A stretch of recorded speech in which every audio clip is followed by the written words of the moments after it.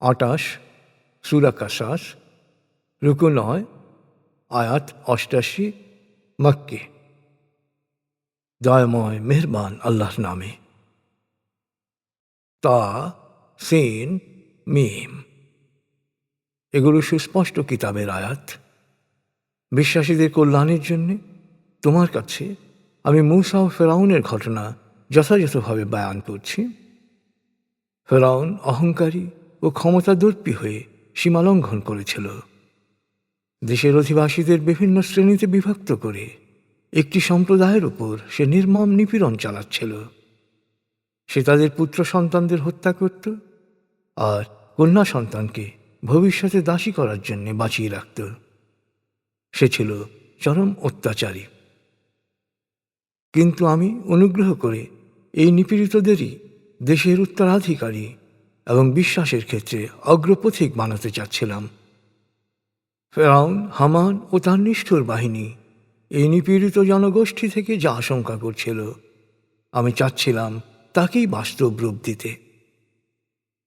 আমি মূসার মায়ের কাছে প্রত্যাদেশ পাঠালাম, শিশুটিকে বুকের দুধ খাওয়াও। তারপর তাকে নিয়ে তোমার মনে কোনো আশঙ্কা জাগলে তাকে নদীতে ভাসিয়ে দাও। কোনো ধরনের ভয় বা দুশ্চিন্তাকে প্রশ্রয় দিও না। আমি তাকে তোমার কাছেই ফিরিয়ে দেব এবং সে হবে আমার রসূলদের একজন। ফেরাউনের লোকজন নদী থেকে শিশুটিকে তুলে আনল।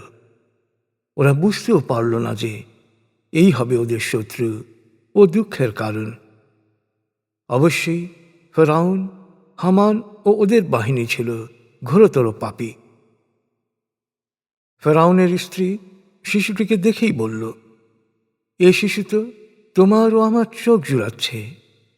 একে হত্যা করো না, সে আমাদের উপকারে আসতে পারে। আবার তাকে আমরা পালক পুত্র হিসেবেও নিতে পারি। বিনাশকারীকে যে নিজের ঘরেই পালন করতে যাচ্ছে, প্রকৃতপক্ষে তা ওরা বুঝতেই পারেনি। এদিকে মূসার মা বিচলিত হয়ে পড়ল। আমার প্রতিশ্রুতির ওপর বিশ্বাসে যদি তার অন্তরকে অটল না রাখতাম, তাহলে মূসার পরিচয় তার দ্বারাই প্রকাশ হয়ে পড়ত। সে মূসার বোনকে বলল, ওর পেছনে পেছনে যাও, দূরে থেকো, যাতে কেউ সন্দেহ না করে। সে দূরে থেকেই অনুসরণ করতে লাগল।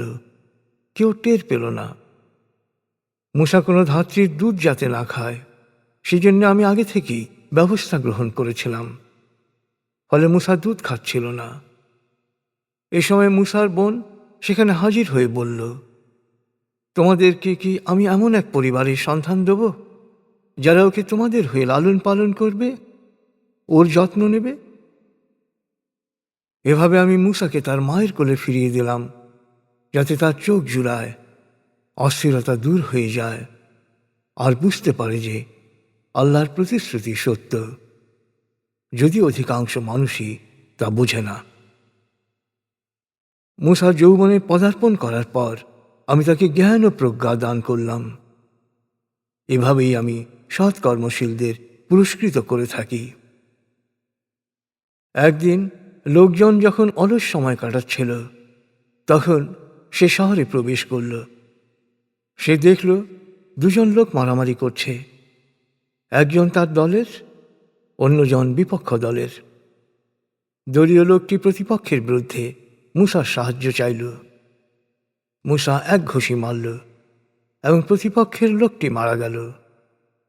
তখন মূসা মনে মনে অনুশোচনা করে বলল, এ তো শয়তানি কাজ হয়ে গেল। নিঃসন্দেহে শয়তান আমার প্রকাশ্য শত্রু ও বিভ্রান্তকারী। অনুশোচনায় দগ্ধ হয়ে মূসা প্রার্থনা করল, হে আমার প্রতিপালক, আমি আমার নিজের উপর জুলুম করেছি, তুমি আমাকে ক্ষমা করে। আল্লাহ তাকে ক্ষমা করে দিলেন। নিশ্চয়ই আল্লাহ অতীব ক্ষমাশীল, পরম দয়ালু। এরপর মূসা প্রতিজ্ঞা করল, হে আমার প্রতিপালক, তুমি আমার উপর যে অনুগ্রহ করেছ, তার প্রেক্ষিতে আমি প্রতিজ্ঞা করছি, ভবিষ্যতে আমি কখনো কোনো অপরাধীকে সাহায্য করব না। পরদিন সকালবেলা এক ধরনের ভয় ও শঙ্কা নিয়ে মূসা শহরে বের হল। সে দেখতে পেল গতকাল যে সাহায্যের জন্য ডেকেছিল, আজকেও সে আরেকজনের সাথে ঝগড়া বাঁধিয়ে সাহায্যের জন্য চিৎকার করে তাকে ডাকছে। মূসা তাকে বলল, তুমি তো অত্যন্ত কলহপ্রবণ লোক।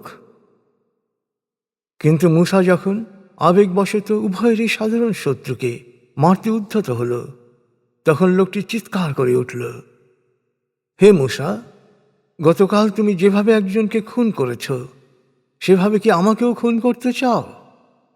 তুমি তো অত্যাচারী হতে চলেছ, ন্যায় প্রতিষ্ঠাকারী নয়। এই সময় শহরের দূর প্রান্ত থেকে একজন ছুটে এসে বলল, হে মূসা, ফেরাউনের সভাসদরা গতকালের খুনের প্রেক্ষিতে তোমাকে হত্যা করার ষড়যন্ত্র করছে। তুমি এখনই শহর ছেড়ে চলে যাও, আমি তোমার মঙ্গলকামী। মূসা সেখান থেকে ভীত চকিত অবস্থায় বেরিয়ে পড়ল।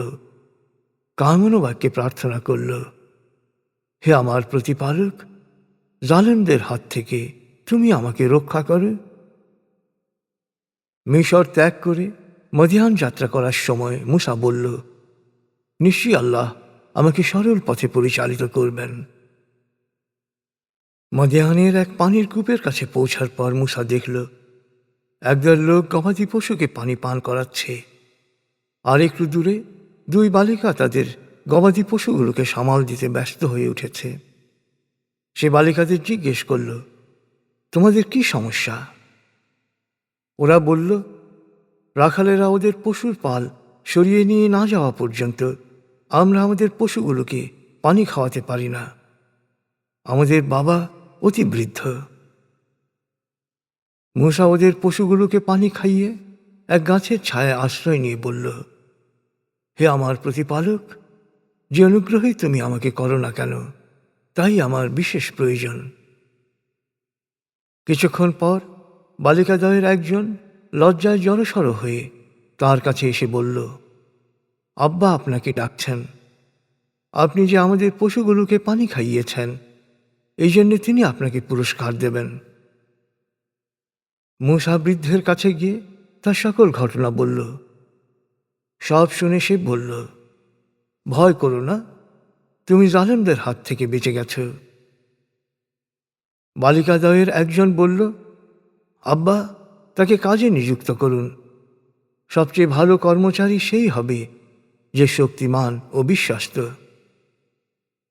তাদের পিতা মূসাকে বলল, আমি আমার দুই মেয়ের একজনকে তোমার সাথে বিয়ে দিতে চাই। শর্ত হচ্ছে তুমি 8 বছর আমার এখানে কাজ করবে। যদি 10 বছর করতে চাও তা তোমার ইচ্ছে। এটাই বিয়ের দেনমোহর। আমি তোমার উপর কোনো কষ্ট চাপিয়ে দিতে চাই না। ইনশাআল্লাহ তুমি আমাকে সদাচারী হিসেবেই পাবে। মূসা তার সম্মতি প্রকাশ করে বলল, আমরা চুক্তিবদ্ধ হলাম। এই দুটি মেয়াদের যে কোনো একটি পূরণ করলে আমার আর কোনো বাধ্যবাধকতা থাকবে না। আল্লাহ আমাদের চুক্তির সাক্ষী থাকবেন। নির্দিষ্ট মেয়াদ শেষে মূসা সপরিবারে যাত্রা করল এবং তুর পাহাড়ের পাদদেশে আগুন দেখতে পেল। সে তার পরিবারকে বলল, তোমরা এখানে অপেক্ষা করো, আমি দূরে আগুন দেখছি। আমি সেখানে হয়তো কোনো খবর পাব বা নিজের পক্ষে তোমাদের আগুন পোহানোর জন্যে জ্বলন্ত কাঠ আনতে পারব। যখন মূসা আগুনের কাছে পৌঁছল, তখন উপত্যকার ডান পাশের পবিত্র ভূমির এক গাছের পেছন থেকে তাকে বলা হলো, হে মূসা, আমি আল্লাহ, মহাবিশ্বের প্রতিপালক। নির্দেশ দেয়া হলো, তোমার লাঠি নিক্ষেপ করো। লাঠি ফেলার পর একে সাপের ন্যায় ছোটাছুটি করতে দেখে মূসা উল্টো দৌড় দিল, পেছন দিকেও আর তাকালো না। তাকে বলা হলো, হে মূসা, ফিরে এসো, ভয় করো না, তুমি সম্পূর্ণ নিরাপদ।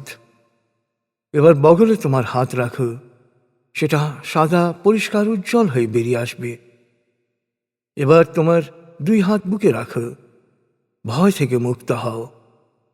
এ দুটি তোমার প্রতিপালকের দেয়া উজ্জ্বল নিদর্শন ফেরাউন ও তার সভাসদদের দেখানোর জন্যে। ওরা অবশ্যই সত্যত্যাগী সম্প্রদায়। মূসা বলল, হে আমার প্রতিপালক, আমি তো ওদের একজনকে হত্যা করেছি। আমার ভয় হয় ওরাও আমাকে হত্যা করবে। আর আমার ভাই হারুন আমার চেয়ে ভালো বলতে পারে, তাকে আমার সহযোগী করে দাও, সে আমাকে সমর্থন করবে, কারণ আমি আশঙ্কা করছি ওরা আমাকে মিথ্যাবাদী বলবে। আল্লাহ বললেন, আমি তোমার ভাইকে দিয়ে তোমার হাত শক্তিশালী করব, আর তোমাদের দুজনকেই বিশেষ শক্তি প্রদান করছি, ফলে ওরা তোমাদের কোনো ক্ষতি করতে পারবে না। আমার নিদর্শনাবলীর জোরে তোমরা ও তোমাদের অনুসারীরা বিজয়ী হবে। মূসা যখন ওদের সামনে আমার সুস্পষ্ট নিদর্শনাবলী পেশ করল, তখন ওরা বলল, এ তো জাদুর ভেলকি আর কথার ভোজবাজি ছাড়া কিছুই নয়। এ ধরনের কথা আমাদের পূর্বপুরুষদের আমলেও কেউ শোনেনি। মূসা বলল, আমার প্রতিপালক ভালোভাবেই জানেন কে তার কাছ থেকে সত্য ধর্ম নিয়ে এসেছে আর কার ভবিষ্যৎ উজ্জ্বল। সীমা লঙ্ঘনকারীরা কখনো সফল হয় না। ফেরাউন বলল, হে সভাসদরা, আমি ছাড়া তোমাদের আর কোনো উপাস্য আছে বলে জানি না। হামান, আমার জন্য ইট তৈরি করো এবং তা দিয়ে সুউচ্চ প্রাসাদ নির্মাণ করো, যাতে সেখানে উঠে আমি মূসার উপাস্যকে দেখতে পাই। তবে আমি মনে করি যে সে মিথ্যাবাদী। ফেরাউন ও তার দলবল অকারণে অহংকার করেছিল, মনে করেছিল কোনোদিন আমার কাছে ফিরে আসতে হবে না। দম্ভ চূর্ণ করে তাকে দলবল সহ সাগরে ডুবিয়ে দিলাম। জালেমদের পরিণতি এমনই হয়। আমি ওদের ক্ষমতা ও কর্তৃত্ব দিয়েছিলাম, কিন্তু ওরা মানুষকে জাহান্নামের পথে ডেকেছে, তাই ওদের ধ্বংস করে দিলাম। কিয়ামতের দিনও ওরা কোনো সাহায্যকারী পাবে না। এই পৃথিবীতে ওরা অভিশপ্ত হয়েছে, আর মহাবিচার দিবসে ওরা হবে ঘৃণিত। পূর্ববর্তী পাপীদের বহু প্রজন্মের বিনাশের পর আমি মূসাকে কিতাব দিয়েছিলাম, মানুষের জন্যে আলোকবর্তিকা, পথনির্দেশ ও রহমত স্বরূপ, যাতে করে তারা আমাকে স্মরণ করে। মূসাকে যখন আমি বিধিবিধান দিয়েছিলাম, তখন হে নবী, তুমি তো পাহাড়ের পশ্চিম পাশে উপস্থিত ছিলে না, না তুমি এর সাক্ষী ছিলে। বরং মূসার পর বহু প্রজন্ম এসেছে, বহু যুগ পার হয়ে গেছে। মদিয়ানবাসীদের যখন আমার বাণী শোনানো হয়, তখনও তো তুমি সেখানে উপস্থিত ছিলে না, আমি সেখানে রসূলদের পাঠিয়েছিলাম। মূসাকে যখন আমি আহ্বান করেছিলাম, তখনও তুমি তুর পাহাড়ের পাশে ছিলে না। হে নবী, আসলে এ তো তোমার প্রতিপালকের অনুগ্রহ, যাতে তুমি এসব সম্প্রদায়কে সতর্ক করতে পারো যাদের কাছে তোমার আগে কোনো রসূল আসেনি, আর তারাও যেন চিন্তা ভাবনা করে সত্যকে গ্রহণ করার সুযোগ পায়। রসূল না পাঠালে মহাবিচার দিবসে নিজ কৃতকর্মের পরিণতি হিসেবে কঠিন শাস্তির মুখোমুখি হয়ে ওরা ফরিয়াদ করত, হে আমাদের প্রতিপালক, তুমি আমাদের কাছে কোনো রসূল পাঠালে না কেন?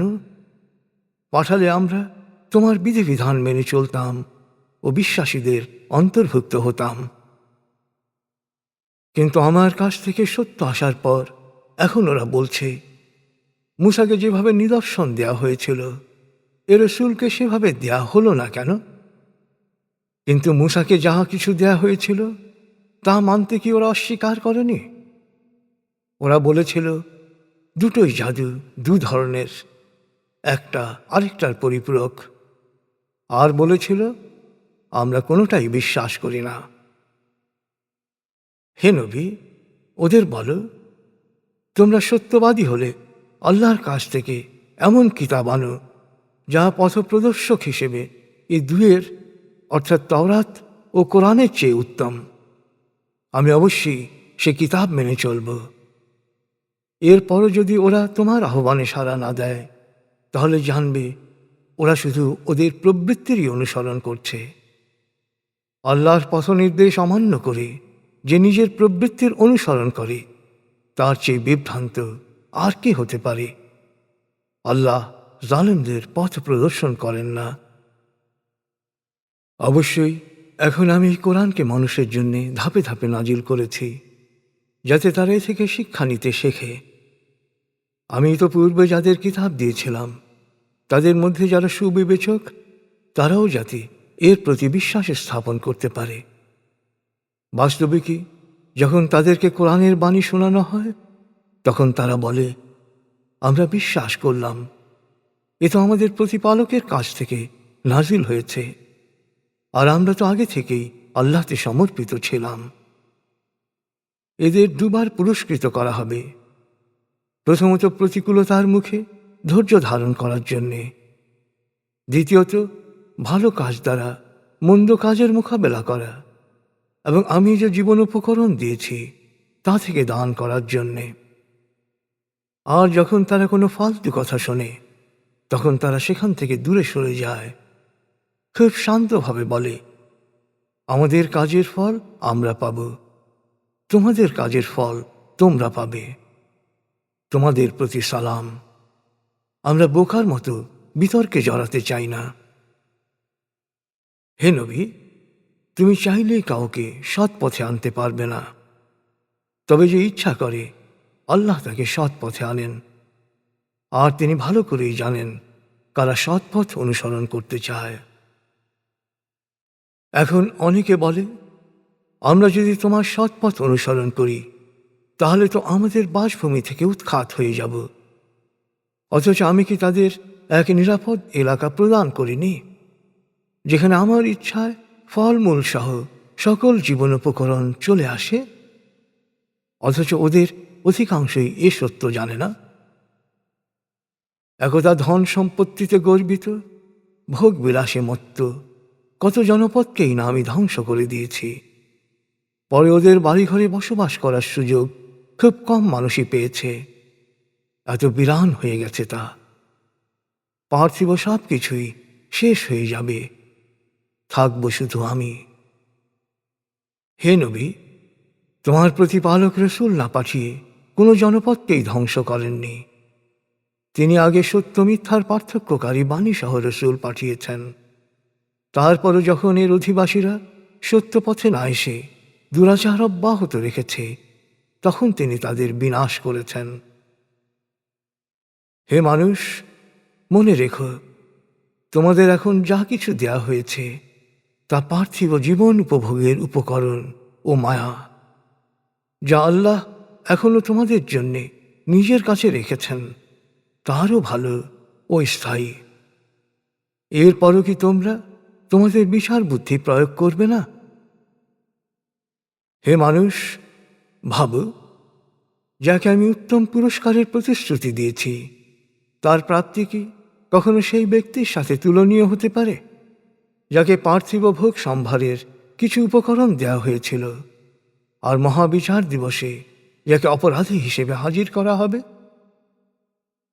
মহাবিচার দিবসে তিনি ওদের জিজ্ঞেস করবেন, আমার সাথে যাদেরকে শরীক হিসেবে কল্পনা করতে, সেই উপাস্যরা এখন কোথায়?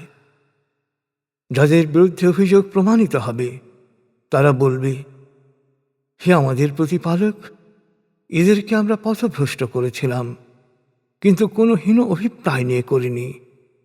আমরা নিজেরাই পথভ্রষ্ট হয়েছিলাম আমাদের বাপদাদাদের দ্বারা, তাই ওদের স্বাভাবিকভাবেই পথভ্রষ্ট করেছি। ওদের দায়িত্ব থেকে প্রভু হে তোমার কাছে অব্যাহতি চাচ্ছি, ওরা তো আমাদের উপাসনা করেনি। তখন ওদের বলা হবে, তোমাদের কল্পিত উপাস্যদের ডাকো। ওরা উপাস্যদের ডাকবে, কিন্তু কোনো সাড়া পাবে না।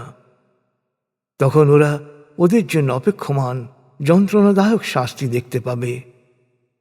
হায়, যদি ওরা সৎ পথ অনুসরণ করত তাহলে এই শাস্তি এড়াতে পারত। মহাবিচার দিবসে তিনি ওদের জিজ্ঞেস করবেন, তোমরা আমার রসুলদের কি জবাব দিয়েছিলে? সেদিন আত্মপক্ষ সমর্থনে বলার জন্যে ওরা কোনো শব্দই খুঁজে পাবে না, এমনকি পরস্পর সলা পরামর্শ করতে পারবে না। তবে যে তওবা করবে, বিশ্বাসের স্থাপন করবে এবং সৎকর্ম করবে, সে সফল হওয়ার প্রত্যাশা করতে পারে। মনে রেখো, তোমার প্রতিপালক যা ইচ্ছা করেন তাই সৃষ্টি করেন। মানুষের জন্যে সেই বিধিবিধানই তিনি পছন্দ করেছেন যা তাদের জন্যে ভালো। এ ব্যাপারে অন্য কারো কোনো হাত নেই। নিশ্চয়ই আল্লাহ মহাপবিত্র, মহামহান এবং সমস্ত শরিকানার অনেক অনেক ঊর্ধ্বে। ওরা যা প্রকাশ করে বা ওদের অন্তর যা গোপন করে, নিশ্চয়ই তোমার প্রতিপালক তা সবই জানেন। কারণ তিনি আল্লাহ, তিনি ছাড়া কোনো উপাস্য নেই। সৃষ্টির শুরুর সময় থেকে সৃষ্টির শেষ পর্যন্ত সকল প্রশংসা শুধুই তার। সর্বময় বিচার ক্ষমতাও শুধুই তার। তার কাছেই সবাইকে ফিরে যেতে হবে। হে নবী, ওদের জিজ্ঞেস করো, তোমরা কি ভেবে দেখেছ, আল্লাহ যদি রাতের অন্ধকারকে কিয়ামত পর্যন্ত দীর্ঘায়িত করেন, তবে আল্লাহ ছাড়া এমন কোন উপাস্য আছে যে তোমাদের দিনের আলো এনে দিতে পারবে? তবু কি তোমরা সত্য স্বীকার করে নেবে না? ওদের আরো জিজ্ঞেস করো, তোমরা কি ভেবে দেখেছ, আল্লাহ যদি দিনের আলোকে কিয়ামত পর্যন্ত দীর্ঘায়িত করেন, তবে আল্লাহ ছাড়া এমন কোন উপাস্য আছে যে তোমাদের বিশ্রামের জন্যে রাতের আবির্ভাব ঘটাতে পারবে? তবু কি তোমরা সত্য স্বীকার করে নেবে না? তিনি করুণাবশত তোমাদের জন্য রাত ও দিনের ব্যবস্থা করেছেন, যাতে তোমরা বিশ্রাম নিতে পারো, আর দিনে তার অনুগ্রহ সম্পদ থেকে তোমাদের প্রয়োজন অনুসারে সংগ্রহ করে শুকরগুজার হতে পারো। আর মনে রেখো, সেই মহাবিচার দিবসে তোমাদের তিনি জিজ্ঞেস করবেন, তোমরা আমার সাথে যাদেরকে শরিক করতে, তারা আজ কোথায়? তখন শরিককারীরা চুপ করে থাকবে। এরপর প্রত্যেক সম্প্রদায় থেকে আমি একজন রসূলকে সাক্ষী হিসেবে উপস্থিত করব।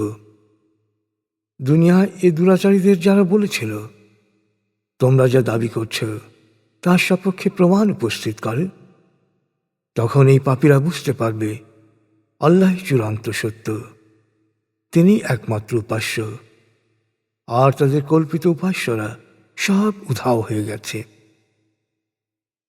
সন্দেহ নেই, কারণ ছিল মূসার সম্প্রদায়ভুক্ত, কিন্তু সে তাদের উপরই জুলুম করতে শুরু করল।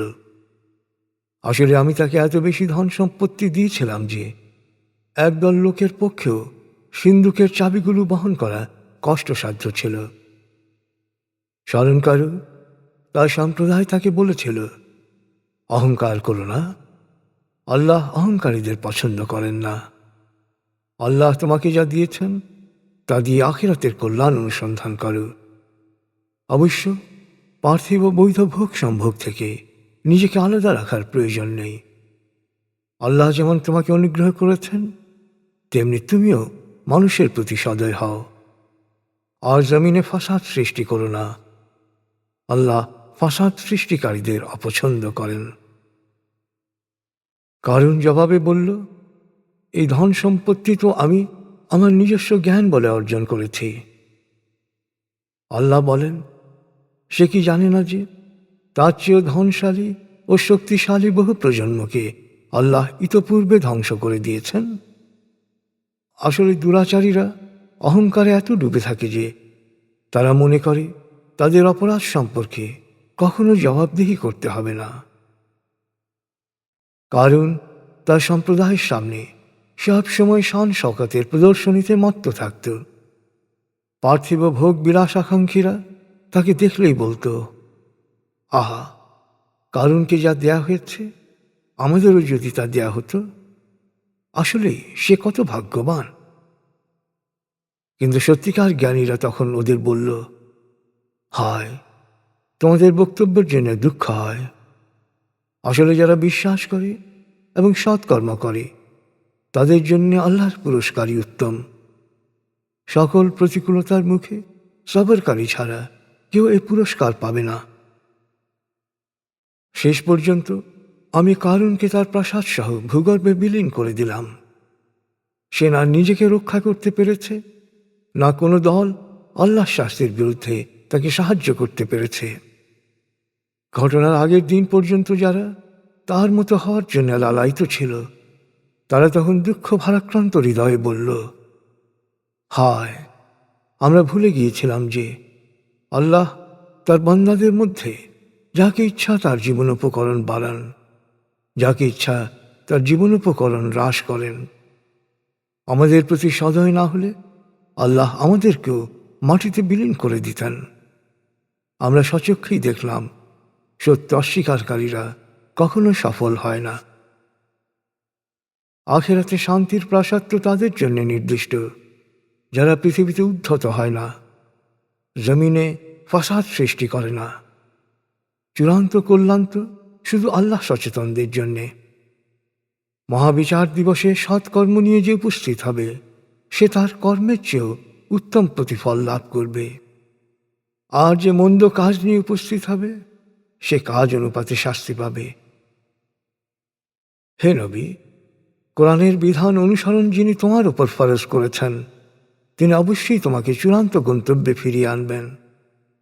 যারা সত্য অস্বীকার করছে তাদের বল, আমার প্রতিপালক খুব ভালো করে জানেন কে সত্য ধর্ম নিয়ে এসেছে আর কে সুস্পষ্ট বিভ্রান্তিতে লিপ্ত। তুমি কখনো মনে করনি যে তোমার উপর এই কিতাব নাজিল হবে? এ তো স্রেফ তোমার প্রতিপালকের অনুগ্রহ। অতএব কখনো সত্য অস্বীকারীদের সাহায্যকারী হও না। আর তোমার উপর আল্লাহর বাণী নাজিল হওয়ার পর তা পালনে যেন কোনো কিছুই তোমাকে নিবৃত্ত করতে না পারে, বরং তুমি তোমার প্রতিপালকের দিকেই সবাইকে আহ্বান করো আর সর্বাবস্থায় শরিককারীদের মধ্যে সামিল হওয়া থেকে বিরত থাকো। কখনো আল্লাহ ছাড়া অন্য কোনো উপাস্যকে ডেকো না, কারণ তিনি ছাড়া কোনো উপাস্য নেই। আল্লাহ ছাড়া সব কিছুই ধ্বংসশীল। সার্বভৌমত্ব ও এখতিয়ার শুধুই তাঁর। শেষ পর্যন্ত তাঁর কাছেই তোমাদের সবাইকে ফিরে যেতে হবে।